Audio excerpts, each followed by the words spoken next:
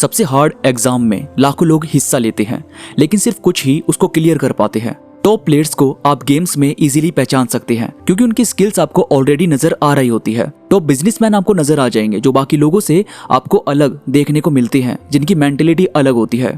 तो ये जितने भी 1% लोग आपको देखने को मिलेंगे वो सबके सब एक रूटीन को, एक माइंडसेट को फॉलो करते हैं।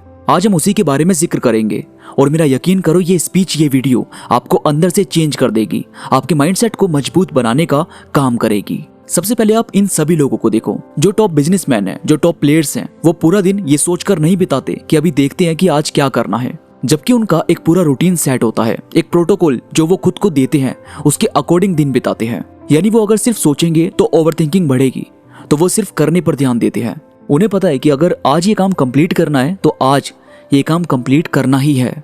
यानी यहाँ उनकी लाइफ में और आपकी लाइफ में अगर कुछ फर्क है तो सिर्फ इतना कि रूटीन को बनाए रखना ज्यादा जरूरी है।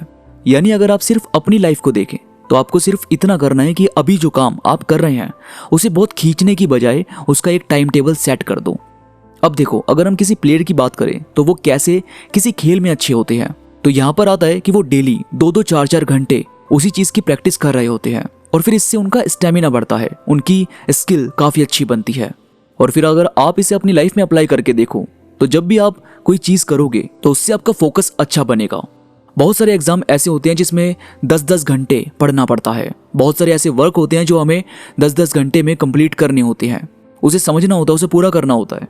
और आप ज्यादातर इसी चीज में अटक जाते हैं कि कैसे ये सब होगा, कैसे ये सब मैनेज करेंगे, फिर स्ट्रेस बढ़ने लगता है। तो यहाँ आपको स्ट्रेस लेने की नीड नहीं है, बस थोड़ा टाइम तो लगता है हमें फिर से ट्रैक पर आने में, और तभी इस पर पकड़ बनती है। और इस पर पकड़ कैसे बनेगी?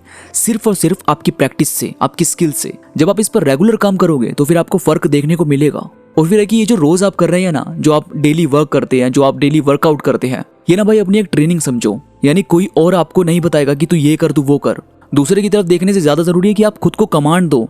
जब आप अपनी जिम्मेदारी लोगे, अपनी जिम्मेदारी समझोगे, तो फिर आपको एक अलग कॉन्फिडेंस महसूस होगा। फिर आपको ये लगेगा कि भाई मैं अपना कमांड फॉलो करती हूँ, मैं अपना कमांड फॉलो करता हूँ, मुझे पता है कि आज ये काम करना है, मुझे पता है कि आज मुझे इस चीज पर ध्यान देना है। फिर आप समझोगे कि ये जरूरी है कि पहले खुद की लाइफ को देखा जाए, उसे समझा जाए। और फिर है कि आपको ये समझना जरूरी है कि जो चीज इस्तेमाल कर रहे हैं वो कैसे यूज करनी है और क्यों करनी है। जैसे मानो आप मोबाइल से, लैपटॉप से कुछ ना कुछ पढ़ते हैं, उस पर वर्क करते हैं, और फिर यही चीज है जो एंटरटेन करने के लिए भी काम आती है। चलाते हैं ना हम, रील्स वगैरह चलाते हैं, मूवीज वगैरह देखते हैं। यानी आपका फोकस मायने रखता है, आपकी मेंटेलिटी मायने रखती है।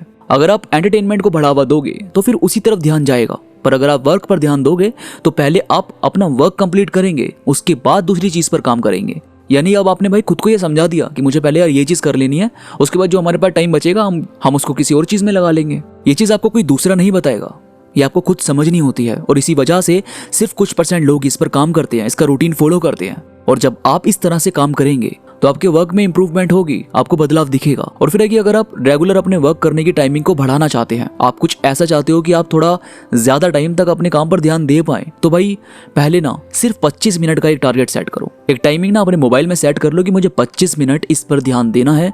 उसके बाद आप 5 मिनट का गैप लेंगे, 5 मिनट का ब्रेक लेंगे, और 5 मिनट बाद दोबारा इसी चीज को फॉलो करेंगे और यही एक हैबिट अपनी बनाएंगे। और करीब 2 वीक तक आपको ये फॉलो करना है और उसके बाद अपनी टाइमिंग को बढ़ाना है। और फिर है कि आपको इन्फॉर्मेशन पर ध्यान देना चाहिए। यानी आपकी नॉलेज कहाँ से बढ़ सकती है, कहाँ से आपको अपने वर्क से रिलेटेड कुछ जानने को मिल सकता है।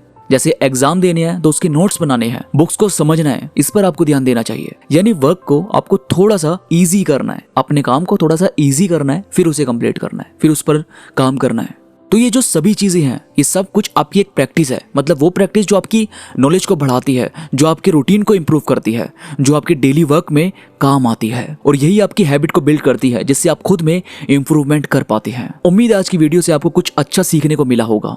वीडियो में कोई भी बात आपको पसंद आई तो प्लीज लाइक करो और कमेंट्स में मुझे जरूर बताओ कि आपका दिन कैसे शुरू होता है, मतलब आप सुबह कितने बजे उठते हैं। इसके साथ ही मेरे साथ इंस्टाग्राम पर अभी कनेक्ट हो जाओ। इंस्टाग्राम पर मैं थॉट्स क्वाट्स अपलोड करता रहता हूँ, जो मुझे यकीन है कि आपको जरूर पसंद आएंगे। इंस्टाग्राम का लिंक नीचे डिस्क्रिप्शन में मौजूद है, तो प्लीज क्लिक करो और कनेक्ट हो जाओ। तो अभी के लिए बस इतना ही, मैं मिलूंगा आपसे नई वीडियो के साथ, तब तक के लिए धन्यवाद।